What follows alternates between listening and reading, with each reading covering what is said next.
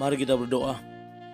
Bapa Sorgawi, Bapa yang kami sembah dalam nama anak-Mu Tuhan Yesus Kristus, sungguh kami sangat bersyukur, berterima kasih kepada-Mu Bapa untuk segala kasih dan kebaikan kemurahan Tuhan yang masih Tuhan curahkan kepada kami sampai dengan pagi hari ini. Kami boleh tidur dengan tenang dan bangun selamat pada pagi hari ini. Dan sebelum kami memulai aktivitas kami, izinkan kami untuk bersekutu dengan Tuhan, berdoa, memuji muliakan nama Tuhan, dan mendengarkan kebenaran firman Tuhan melalui channel YouTube ini. Berbicara bagi kami Tuhan, nyatakan kuasa-Mu, nyatakan isi hati-Mu, karena kami telah siap untuk mendengarkan kebenaran firman Tuhan. Dalam nama Yesus kami sudah berdoa dan mengucap syukur. Amin. Shalom ibu bapak saudara terkasih dalam nama Tuhan kita Yesus. Semangat pagi. Bertemu kembali di channel Rionando Butar-Butar dalam khotbah 5 menit aja atau Ko5 untuk renungan harian.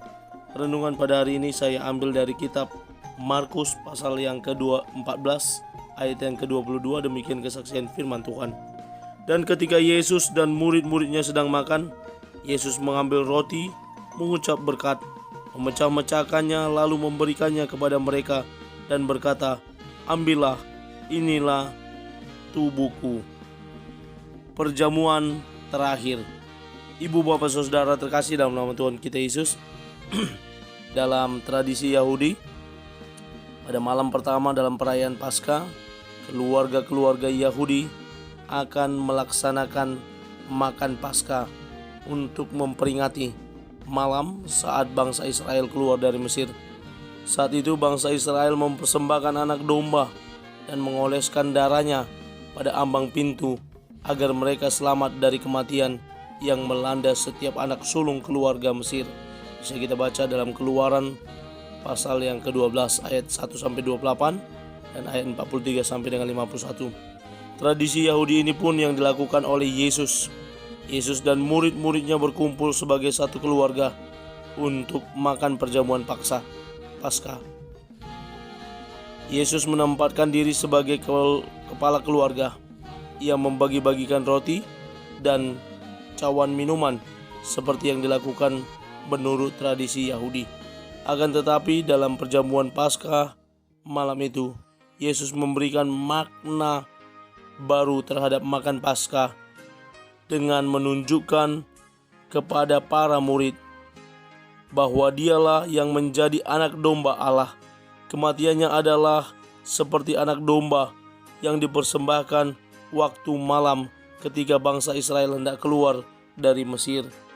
Sebagai anak domba Allah, ia mempersembahkan dirinya sendiri sebagai jaminan keselamatan bagi seluruh dunia. Tidak hanya itu, roti perjamuan Paskah juga diberi makna yang baru. Yesus melambangkan roti Paskah sebagai tubuhnya yang akan segera diserahkan bagi para murid. Demikian pula air anggur yang mereka minum adalah darahnya yang akan segera tercurah sebagai materai perjanjian dan perdamaian Allah dengan manusia. Melalui perjamuan itu, ia ingin mengingatkan para muridnya bahwa ia telah mempersembahkan dirinya sebagai kurban demi membebaskan umatnya.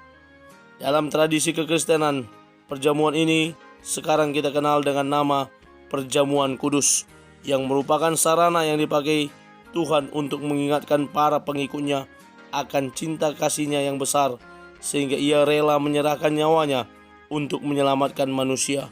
Makan roti dan anggur dalam perjamuan kudus hendaknya mengingatkan kita agar tidak menyia-nyiakan dan menolak kasih dan pengorbanan Tuhan bagi hidup kita.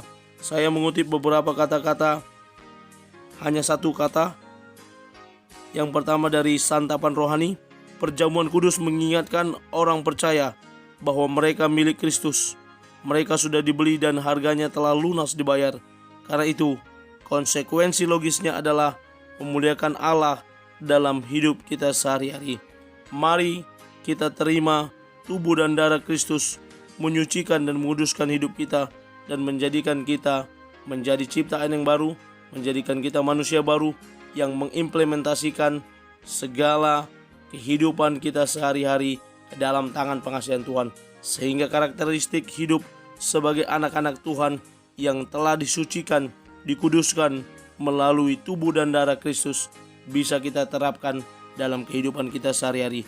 Kiranya Tuhan menguatkan dan memampukan kita agar menjadi pribadi yang lebih baik lagi ke depannya melalui tubuh dan darah Kristus yang telah kita terima, yang telah menyucikan, menebus, dan menyelamatkan hidup kita. Amin. Kita bersatu dalam doa. Terima kasih Bapa untuk firman-Mu yang telah kami dengarkan pada pagi hari ini. Mampukan kami untuk menjadi para pelaku kebenaran firman Tuhan yang telah bersatu dengan tubuh dan darah-Mu Kristus, yang telah menerima Engkau sebagai Tuhan dan Juru Selamat hidup kami, yang telah menyelamatkan kami sebagai tebusan yang baru dan sebagai ciptaan yang baru. Dalam nama Yesus kami sudah berdoa dan mengucap syukur. Amin. Selamat beraktivitas. Tuhan Yesus memberkati. Shalom.